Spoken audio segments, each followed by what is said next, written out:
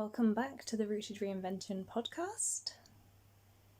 If you're on YouTube, you can probably see some video here. Enjoy! It's a bit of a test. So today I wanted to talk a little bit about... That's a good question. Who knows? Who knows what I want to talk about? Does anyone know what I want to talk about? One of the things that I find with having the podcast is that I have somewhere to put those ideas that I just have a snippet of specific thought around. They're the kind of thing that if I was in a conversation with someone, I could probably talk for hours. And I have a lot of theories, and I try to think about what I do in practice and my behaviour.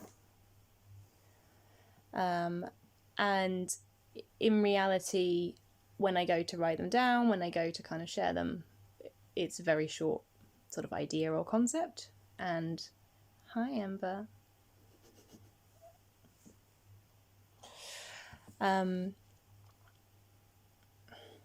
Brain.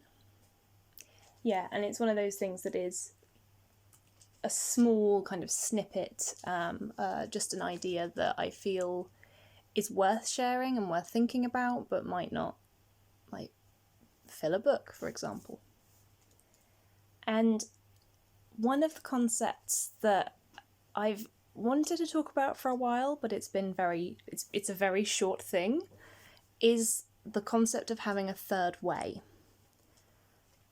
So I am saying this in terms of when you feel that there are two options in any particular scenario or situation, such as, I don't really feel like talking to people today, so I'm just gonna turn my phone off and not answer, versus, if they talk to me, they're gonna ask how I am, and then I've got to work out whether I lie or whether I say that I'm fine, and and like there's this kind of idea that we have to either be very talkative or we need to completely shut the world out. And I say that as an introvert myself. I have definitely done that in the past, where I just refused to engage because the concept of, in my head, the only other way was to pretend everything was fine and have a full-on conversation.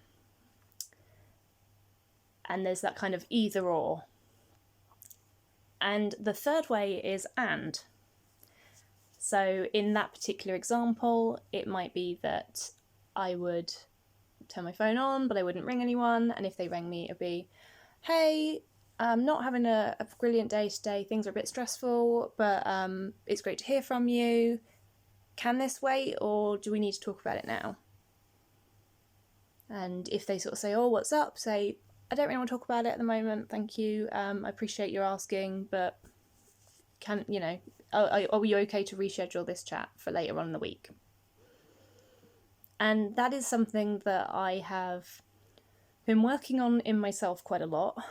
I can't say that I've actually done that particular example recently, but we're in lockdown, so I don't talk to people very often, and if I do, it's over WhatsApp or Zoom anyway.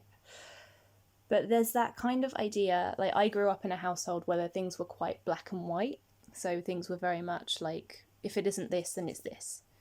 And then I went out into the real world and discovered there's lots of shades of grey, there's lots of middle paths. There's lots of shades of grey. I don't know if you can hear Smoke meowing from the bottom of the stairs. And this is part of the reason why I don't do these live. Oh, Smoke. So, still doing it. Hi. So I grew up very much with that and went out into the world and was like, there's lots of like middle paths, there's lots of things where you can add them together. So having that concept, here we go, enter cat. Hey, Smoke. Hi. Go get yourself a cup of tea, ladies and gentlemen. I don't know if he'll even come on camera without knocking the microphone. Will it come up? No. So yeah, that's kind of the point, I guess. It's that sense of it's not that someone who wants to, it's not that someone's going to take up all your time or your energy, or you have to give all or nothing, but actually, maybe you can have a 45-second hug. Again, this is pre-pandemic talking. See what they want to show you and then move on.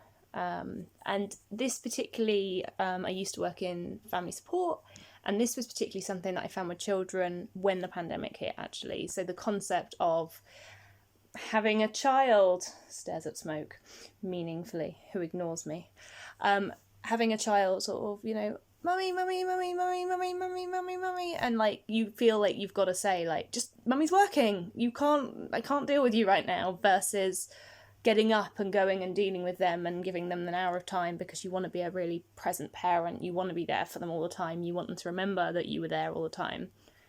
And actually the middle way is that you go, oh, what is it you want to show me? Can it wait till mummy finishes just this little bit? I tell you what, when the hand gets to the bottom, when that minute hand gets to the bottom, mummy will come out and have a look. Is that all right? Or, okay, I'm going to come and see it now, but then I'm going to go back to work for a bit, okay? Just kind of having that middle ground so it doesn't feel so overwhelming that you are either a bad parent or you're not going to get your work done, and you're getting pulled out of a really, say you're in the flow of doing your creative writing or whatever and writing your book, and then you get kind of pulled out of it. It can really take a long time. I think the science says it can take up to 18 minutes is the average to get back into something when we're pulled out of it unexpectedly. Although I don't have a citation for that, but I think that's what it was, something like that. So I'm feeling quite good that smoke has interrupted multiple times, and I'm still here talking, and I'm still vaguely remembering what I was talking about. So it's that concept, I suppose, of the myth of either or. So this idea of that there are two options, there are two paths, that there can only be this way or that way. And I think about this with all kinds of things. So like today I just really fancied having a chocolate bar, but I knew it was coming up to lunchtime. I know that I didn't sleep well last night. I know that it would basically have just put me into sugar crash. I just knew that that's where it was heading. And therefore I made the active choice of, rather than like banning myself from having it or letting myself have it and then getting on the sofa so that I could have my post-sugar crash nap, I went downstairs and made myself some lunch and told myself to wait an hour. And then I waited about 3 hours, had my dinner, and then had half of it. No sponsorships here. So for those on the podcast, I've just held up half a chocolate bar that is still in its wrapper.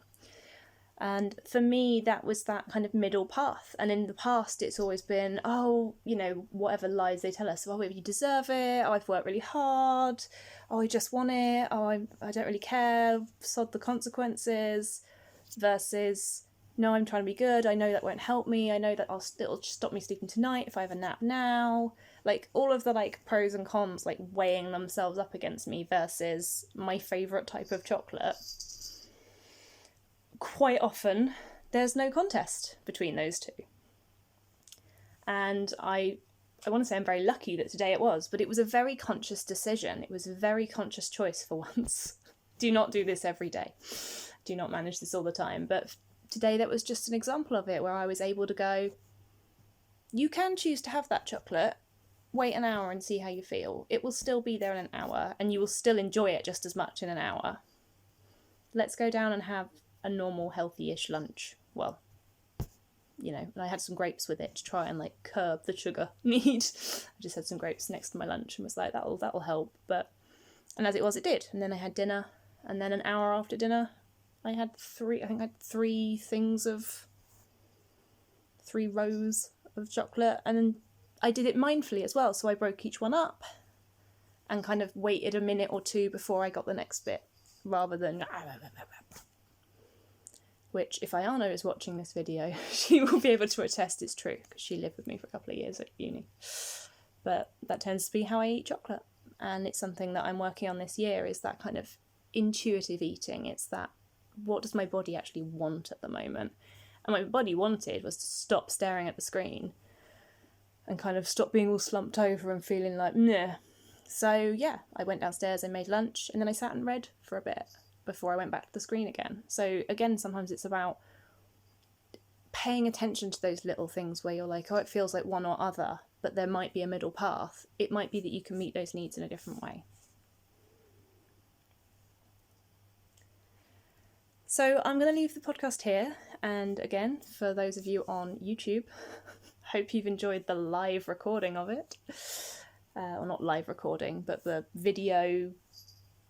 It is a recording of me doing it live, so I guess it is a live recording, even if by the time you watch it, it's not live.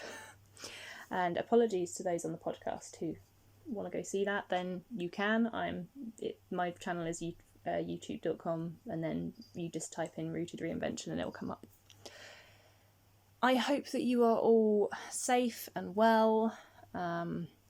I know that the last month or so hasn't been the smoothest for most people in various parts of the world, and I just hope that you and your loved ones are all safe and that you are able to find joy and able to make conscious choices. I'm aware that how kind of privileged and lucky I am to be able to sit here on a day and just make those decisions about what I eat, when there are people in other parts of the world that do not have that luxury, and I try to remain aware of that where I can.